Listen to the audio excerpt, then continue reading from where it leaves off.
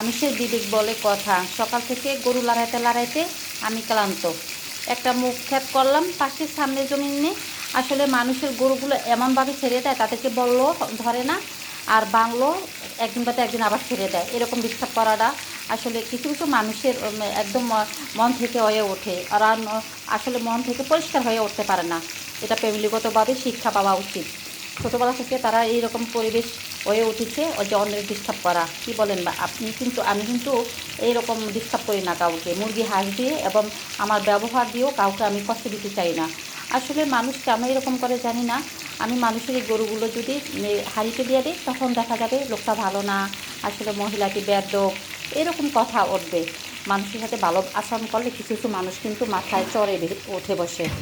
আর মানুষের ফসল বর্তমানে যে অবস্থা, সব জিনিসের দাম, মানুষ যে যেখানে থাকুক পরিশ্রম করে খেতে হবে। এই তো সকালবেলা মাছটা ভাজি করতে হচ্ছে, আলু ভাজি করতে হচ্ছে, পাশে এই ভাত বসিয়ে দিছি।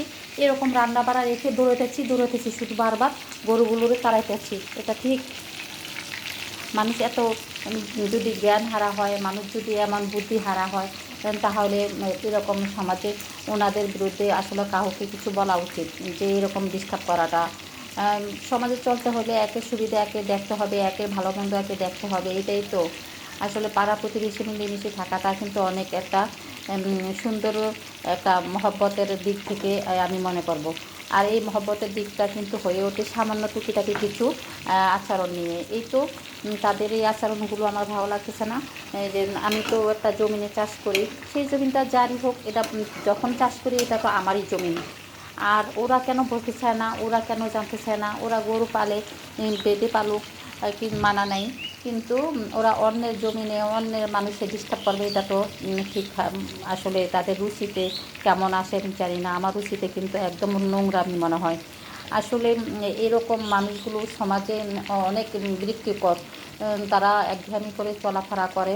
কিছুটা তো ক্ষমতার জোর ঝাড়ে কেউ হয়তো, যখন যে ক্ষমতা আসে, আসলে এগুলো ক্ষমতার নামে কলঙ্ক। এগুলা সমাজে আসলে ব্যক্তিগত যে কোনো পার্টির একটা কোনো ছোটোখাটো নোংরামি পরিবেশ ছড়ায়। এই সব নোংরামি পরিবেশগুলোকে পরিষ্কার করা উচিত একদম আমি মনে করি। এদের দিয়ে কী পার্টি হবে? এরা তো যখন আসে খাই খাই মনে করে, খাই খাই করা হবে যাবে না।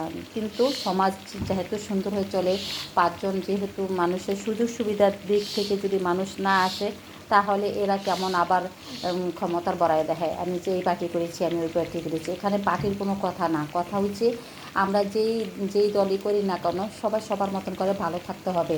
এটাই হচ্ছে নিয়ম।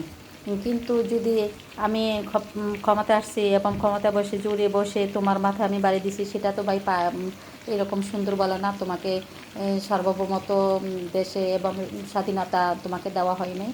তুমি মানুষ, আমিও মানুষ। কিন্তু তুমি তোমার মতন করে পরিবেশ করে বড় হবা, আমি আমার মতন করে বড় হব। কিন্তু সমাজ কাউকে ধোঁকা দেওয়া যাবে না, সমাজের চোখে কাউকে অন্যায় কাজ করা যাবে না, অন্যায়কে পৌঁছে দেওয়া যাবে না। এই তো কথা অনেক কথা বলে দিয়েছি। তোমরা যদি আমার ভিডিওটা যদি দেখো, ফেসবুক বন্ধুরা, ইউটিউবে ছাড়বো আমি এটা, যদি ভালো মনে করো, সাপোর্ট করো, পাশে থেকো। আমিও তোমাদের পাশে থাকবো। আল্লাহ হাফিজ।